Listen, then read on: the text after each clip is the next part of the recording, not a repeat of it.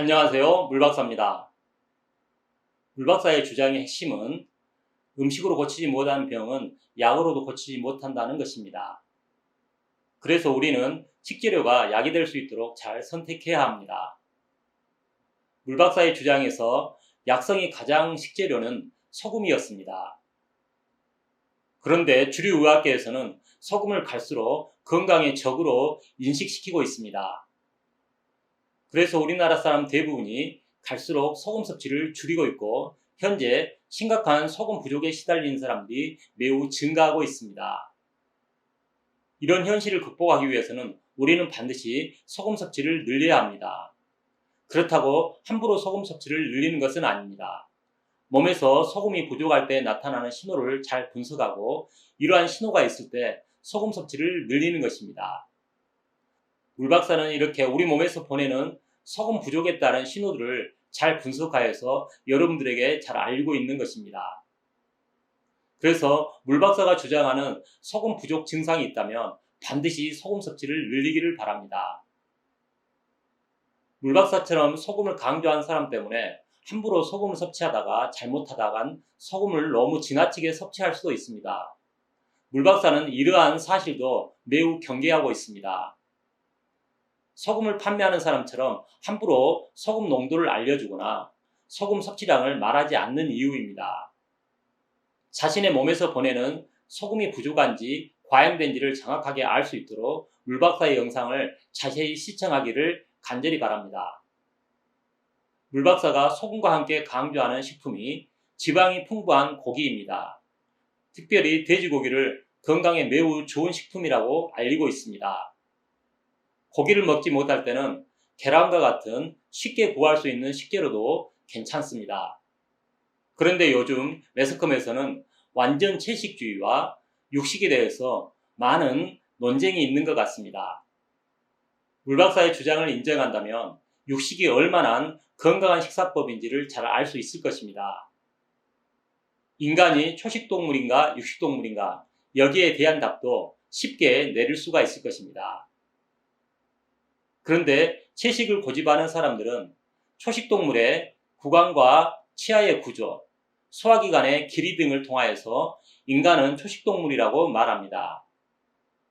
그렇다면 초식동물과 육식동물을 구분할 수 있는 가장 확실한 방법이 무엇일까요? 그것은 바로 몸에서 단백질을 생합성할 수 있는가 그렇지 않는가입니다. 초식동물은 풀에 있는 질소를 이용하여서 얼마든지 단백질을 생합성할 수 있고 그에 따라 풀을 많이 먹는 초식동물은 다른 동물에 비해서 매우 등치가 큰 것입니다. 탄수화물과 지방은 탄소, 수소, 산소로 구성되어 있지만 단백질은 반드시 여기에 질소가 결합되어 있어야 합니다. 그런데 풀에는 질소가 많기 때문에 이것을 이용할 수 있다면 얼마든지 단백질을 생합성할 수 있는 것입니다. 초식동물이 단백질을 생합성할 수 있는 이유는 발효를 먼저 하고 그 다음에 그것을 소화하는 것과 관련됩니다. 육식동물은 발효를 하긴 하지만 먼저 소화를 시킨 다음에 그 다음에 발효 과정이 일어납니다. 이런 큰 차이는 단백질 생합성에 어떻게 영향을 미치는가를 자세히 설명하도록 하겠습니다. 대표적인 초식동물이 소입니다. 소는 위가 4개로 이루어져 있는데 첫 번째 위가 가장 큰 용량을 차지하고 있습니다. 이 첫 번째 위에는 수많은 미생물이 존재합니다. 그래서 풀을 섭취하게 되면 이 미생물이 풀을 발효하게 되고 그 과정에서 미생물이 많이 증식을 하게 됩니다. 이렇게 증식된 미생물이 바로 단백질원이 되는 것입니다. 이 미생물을 유산으로 소화시키게 되면 단백질을 소화시킨 것과 마찬가지로 아미노산을 획득할 수가 있는 것입니다. 이렇게 발효 과정에서 증식된 미생물을 소화 흡수하게 되면 고기를 많이 섭취하여서 단백질을 공급하는 것처럼 단백질이 풍부해질 수가 있습니다. 단백질이 거의 함유되지 않는 풀을 먹음에도 불구하고 소가 다른 육식동물에 비해서 체단백질이 많은 이유입니다. 그렇기 때문에 초식동물은 육류를 전혀 섭취하지 않고 풀만 먹어도 얼마든지 살아갈 수가 있습니다. 그런데 육식동물은 반드시 단백질을 섭취해야 합니다.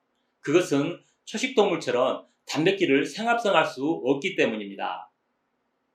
육식동물에서도 발효가 일어나긴 합니다. 하지만 소화 과정이 거의 끝난 대장에서 발효가 일어납니다. 이러한 미생물을 소화하고 흡수할 수가 없다는 사실입니다. 육식동물의 발효는 대부분 소화 흡수보다는 대변의 성성과 밀접하게 관련됩니다. 사람들이 변이 건강하지 않는 형태일 때 유산균제를 먹는 이유입니다. 우리 인간도 육식동물과 마찬가지로 단백질을 생합성할 수가 없습니다. 그렇기 때문에 반드시 단백질을 섭취해야 하는 것입니다. 인간이 초식동물이라고 말하는 사람들은 식물성 단백질도 많다고 주장을 합니다. 그런데 식물성 단백질은 동물성 단백질에 비해서 소화가 잘 되지 않습니다. 그리고 많은 양을 먹을 수도 없습니다. 더군다나 현대사회처럼 노동의 형태가 두뇌 활동과 관련될 때는 단백질과 지방의 소비도 매우 크게 증가합니다. 이러한 현실에서 단백질과 지방을 충분하게 공급할 수 있는 것은 식물성으로는 불가능하다는 사실입니다. 이러한 사회적 조건 때문에 대부분의 사람들이 과거보다 고기를 더 좋아하고 더 많이 먹는 것입니다. 그렇다면 육식동물은 고기만 먹을까요? 전혀 그렇지 않습니다. 모든 육식동물은 반드시 풀을 먹어야 합니다.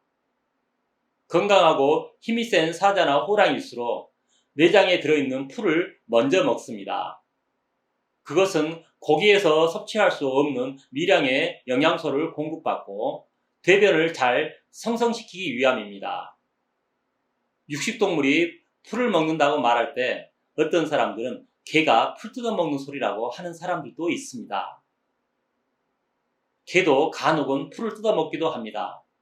그것은 몸에 무언가 영양소가 부족할 때나 구토를 유발할 때 하는 행동입니다. 하지만 초식동물이 발효시킨 풀은 그렇게 구토를 유발하지 않고 건강한 식재료가 됩니다. 하지만 사람은 초식동물의 내장에 들어있는 풀, 즉 똥을 먹지는 않습니다.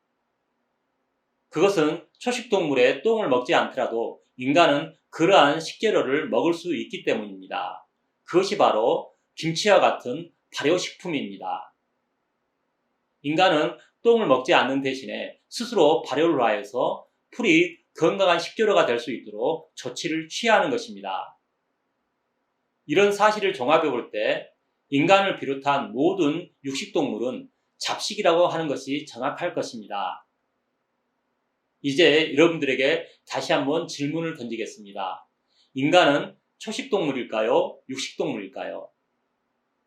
아직도 인간을 초식동물이라고 말하는 사람들은 건강조차도 신념이나 가치관이라고 생각하는 사람들일 것입니다. 건강은 신념과 가치관보다 훨씬 정확한 본능을 따른다는 사실을 여러분들이 기억하기 바랍니다. 문제는 고기나 식물성 먹거리를 어느 정도 먹느냐입니다. 그것은 누구도 알지 못합니다. 소금을 얼마나 먹어야 될지 물박사가 여러분들에게 알리지 않는 이유와 같습니다. 고기를 더 먹어야 될 사람들은 정신활동이 매우 많은 사람들입니다. 소금도 마찬가지였습니다. 탄수화물도 정신활동이 많을 때는 아주 많이 섭취하는 것이 좋습니다. 즉, 정신활동이 많을 때는 3대 영양소와 소금을 많이 섭취해야 하는 것입니다. 뇌는 3대 영양소와 소금의 소모가 매우 큰 조직이기 때문입니다. 고기를 좀 더 신경 써서 먹어야 될 사람은 소화가 잘 되지 않는 사람들입니다. 소화가 잘 안 되는 사람들은 식물성 먹거리보다는 고기를 먼저 선택해야 합니다. 그것은 고기가 식물성 먹거리보다 훨씬 소화가 잘 되기 때문입니다. 단, 자신의 소화 능력만큼 고기를 먹어야 되기 때문에 다른 사람과 똑같은 양을 먹는 것은 무리가 될 것입니다. 오늘 영상을 통하여서 사람이 초식동물인지 육식동물인지 알아보았습니다. 인간은 초식동물이 아니고 육식동물이라는 사실입니다. 인간이라는 말은 사람과 사람 사이라는 뜻입니다.